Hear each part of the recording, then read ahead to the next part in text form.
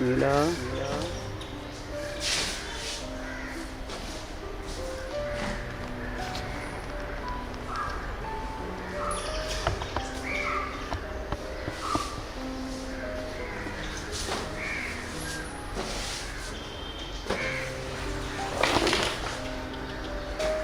കോടനാട് നീലകണ്ഠൻ ഇന്ന് കോന്നി നീലകണ്ഠനാണ്.